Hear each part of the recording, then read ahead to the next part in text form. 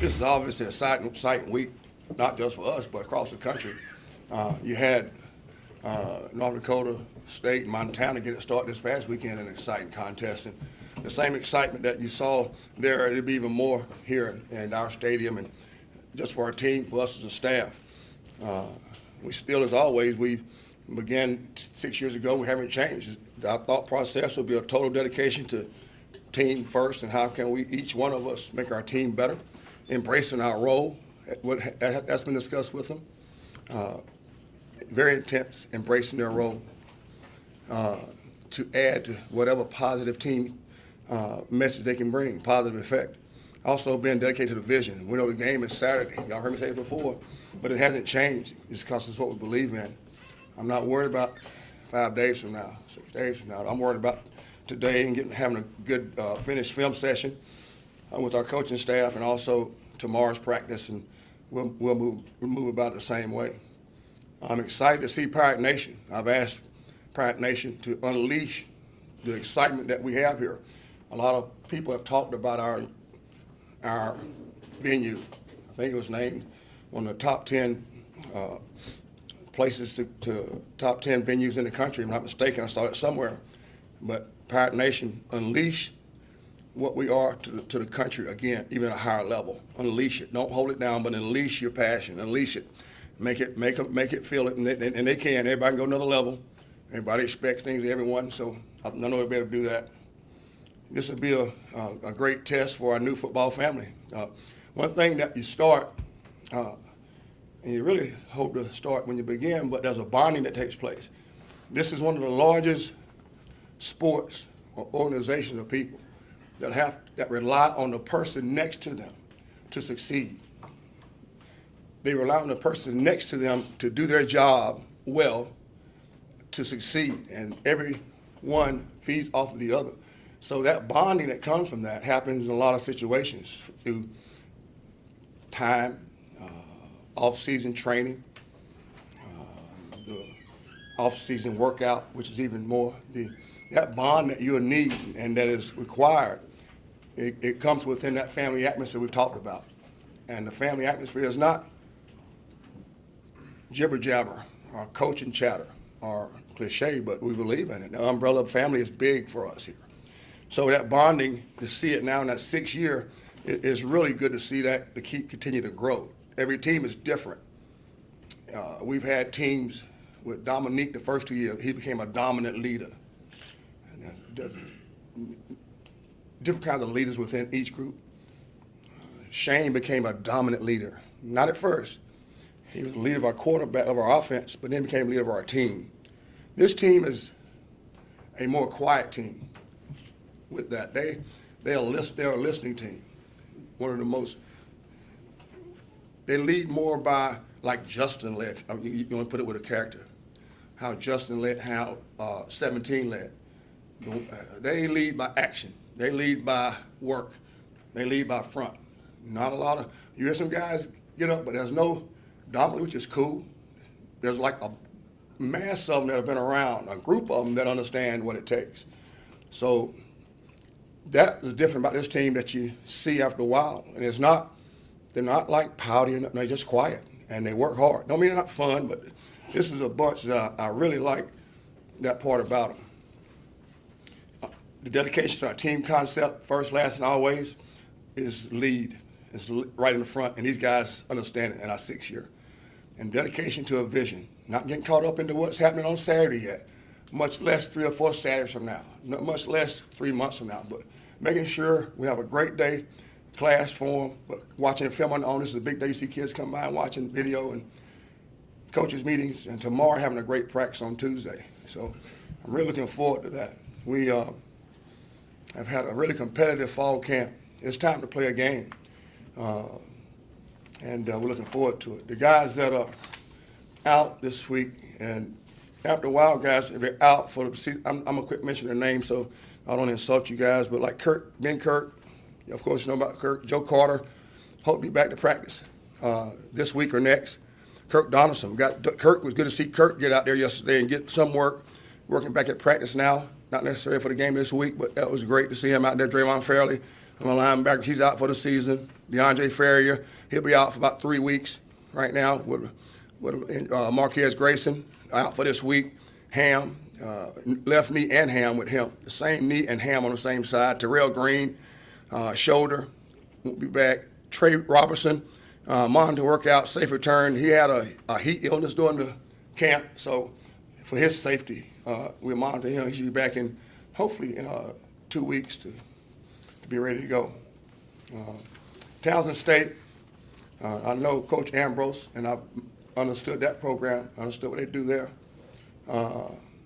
Coach won the Eddie Robinson Head Coach of the Year award not too long ago there, but very well-coached team. When you watch them on film, I've been asked about them already. Very talented, a lot of returning starters coming back. Quarterback, skill sets, mobile, both of them. Both of them can hurt you with their arm, and both hurt you with they hurt you either way. Receivers, great speed, really good running backs, and I'll talk a little bit more in depth about them defensively. 4-3, 4-man front, but they've gone to some more 3-4 look this year. So started blending in last year. Quarterbacks right now, Connor Frazier is their quarterback. He has been challenged by Ellis Knutson. Both of them same. So not a different game plan for one. I'm always asked that. Now, most people now are going with multi-talented quarterbacks. So there's straight drop-back quarterbacks. We don't see them much. And I would say, not even going, it's not a far limb, but we won't face any just sitting in the pocket type quarterbacks in any games. So that's not unusual. Darius Victor is a running back that we saw last year on film. Really good quickness. Runs behind his pass, 5+ per carry, 108 yards. Good quickness at the contact. Catches the ball well out of the field. Two receivers. Andre Dessenberg is a junior. Been around, caught a lot of balls from Connor. And they got a transfer from Maryland. Jacquille V. It's spelled different, but he's a transfer. Good athlete. He'll be in a return game on our special teams. Up front, 4 of those guys are coming back, well coached, play behind their pads well coached unit there. And offensive line coach does a great job. Those guys of just protections and those things. And the top guys, Jake, a senior, but that whole line plays well together. Okay. Defensive, again, the DBs on the back end. Donnell Lewis stands out. He's about 5'10", 175. Really an active player, very instinctive, makes a lot of plays. Up front, Tunji Corker, 94. You see him just active and has good quickness, great knee bend, great change of direction. Eric Handy is a linebacker, good size, 6'4", 248, 250. Really solid tackler, big play guy. He'll help in their run. He'll be an inside guy in the 3-4 defense. Special teams is always the one thing in the first game you make sure that we want to make sure we are sound and definitely have one play, 1+. But this team, they led their conference in punt average return, about 12 and also have them on the block punt, so we got to make sure that doesn't happen. They returned Jake Ryder. He has about 38 yards a punt. Punt returners, Donnell Lewis. Also, I mentioned Jacquille Vale from Maryland transfer. Those guys really will cause some action. Really speed at the skill positions that I've noticed watching film, and looking forward to it. We had a good practice yesterday, watching it on film. Guys flew around well, and they're looking forward. They're ready to play a game. I forgot who I was talking to. It was Coach C and I were talking. Jeff said he was watching them, and Jeff said it's time for them to play a game. And I said, yep, time to play a game. So here we go, first one of the year, boys and ladies. Far away. Have you set any kind of timeline on when you're going to announce the starting quarterback? You did that with Kirk. Yeah, Blake. Early. Right now, Blake Kemp is it. I thought I'd make that. David said that. Blake Kemp is a quarterback. He's a backup quarterback. He was next in line. Cody Keith is back at practice. Also, James Summers has joined us. So that's Blake's done a good job. Cody's been out. James, he was able to join us on Friday. So James is going to play quarterback? Yeah, we got him at quarterback. Okay. John Jacobs, do you anticipate him redshirting, or is there a possibility at some point during the season he might be in the season? Well, it's hard to tell, but I like the way John has improved from his first day. Even John will tell you it's slowing down for him. For freshmen, especially at that position, it can become very fast. And you got to remember, Kirk had been here 3 years. Blake has been in it and run this system. Cody's been in it 3 to 4 years. So John and again, Coach Wiley, who goes against John, said he loves the way he's improving. Smart, tough. He's a lefty. I like lefties, and he's going to be a really good special player for us. Can run, but no, I can't say he's going to play or not. We'd hope to redshirt him. Answer that question. What do you like about Summers on film? I know you've only seen him a few days of practice, but I know he's a great athlete. What do you like about him as a quarterback? Well, the first thing I like about him is that when we called him, and I can remember Lincoln called him, he says, "Coach, I'll play wherever you want me to play." So he worked at wide receiver. That's all he's thought about. He hadn't thought about anything else. And his comment, and it was quick when I got on the phone with him. I said, wide receiver, he says, "Coach, I just have team win." That's the first thing out of his mouth. So that mentality first gets a check mark with me. Yeah, he understands that. Then I watch him with the kids, the players. They call him like 3J or something. I don't know what that means. I'm not going to ask. Don't ask what 3J means. I know what my nicknames mean. I don't know what the kids' nickname. But Henry and Teese got going. But kids love him on the team. Dave Nickel is one of the best player developers I've been around. So, hey, that room was a great room. They compete. Cody, Blake, James fit right in there. He understands what's required of that quarterback room, and all of them do. There's 2 people that do more interviews than anyone. That's the coach and the head coach and quarterbacks. And so they understand whoever it is. Yeah, but I got a lot of confidence in that room. I got a lot of confidence in Nick. And one thing we talked about is competitive depth. So that's at every position, not just at that position. That position gets a lot of attention, but not more important that left tackle position on offense, or that right guard position on offense, or that nose guard, which is. Yeah. Coach, what can you tell us about Blake? We haven't seen much from him. If you could describe his style a little bit, what can we expect to see from him? Left hand, mobile, accurate, played in this offense, smart.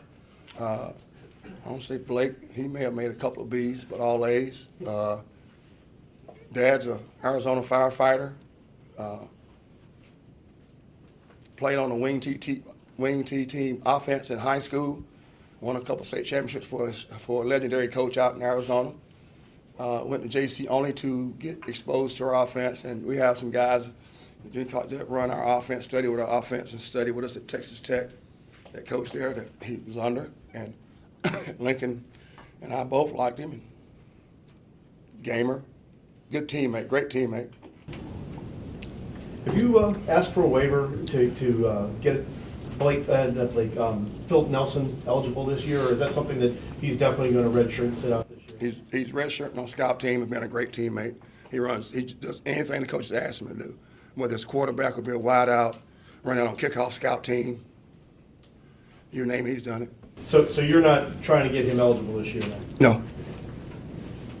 Coach, what about Trayvon Brown? He's not listed on the depth chart at this point. That's strictly a competitive. Yeah, competitive and what, you got 2 now? We got 2 deep, right? Mm-hmm. Talk about your defense and the high expectations for your defense coming this year, what you've seen from them, and maybe that's the horse you ride this year with the quarterback situation here. I don't approach it that way. I think you ask them in trouble if you ask that, Brian. We approach it where everybody has an important job in this thing. And if you rely on one position doesn't win or lose you the game, one group doesn't win or lose you the game. I prefer to do it there's 4 parts to it for me. There's an offensive production that must play 11-man football, of course, but there's a defensive production that has to be on that. Special teams is key in our sideline, being very enthusiastic. I expect our defense, I expect our offense, and everyone else to step up. Those guys we've been around. I like the way Rick and those guys have got those guys flying around a lot. But our expectations of them will always be high, as well as our offense. There's no excuses, none. Next guy up, we were talking about the quarterback quite a number of times. Let's move on past that in a minute here. I'm going to answer those questions a little bit more, but let's move to some other positions. Y'all do the kids that much respect, okay? I'm going to answer this one. But the quarterback position is very valuable, but the competitive depth and every position is important. If we have a competitive situation in each room, trust me, we'll play the best player. That's the one thing that our coach knows that works with me before me. Play the best player, I don't care where he's from, who he's what. So that's at quarterback, Brian. Our defense expectations are just the same height as our offense. We want each side to really feed off one another. That's what we preached, is each side feed off one another. Coach, what about Damaj Bell? You mentioned that nose position being an important one. He's another guy that we've known about for a while, but haven't seen a lot of him actually out on the field. How big of an offseason did he have, for one thing? And how good do you feel about him in that? Bam's going to be an integral part of our defense. Matter of fact, I was a little bit late coming down and talking to him at the elevator. Bam's worked hard. He's the first one after the Florida game to meet me in the locker room. Everybody sort of stays clear after me, give me a little room, breathing room after the game. He knocked on the door and he told me, I promise you, I won't let you down in all season. I will work hard. And he has. Mark has done a great job with him. Justin Brown, freshman, being a red shirt, and play him. They can play, we play him. I don't care about, yeah. And Justin's done a good job in their side for him. And so got some options there, those two. And also with Dimitri being able to go back, McGill, that'll give us some depth. And Jonathan White's done a great job. Terrell Stanley's been just a joy to see him out there. He broke down the team last night, and I waited for this week, game week, Sunday, to ask him to break down the team. And it was great to see him back out there. But our front, we're counting heavily on those on both sides of the ball to do well and to step up and let's go to it.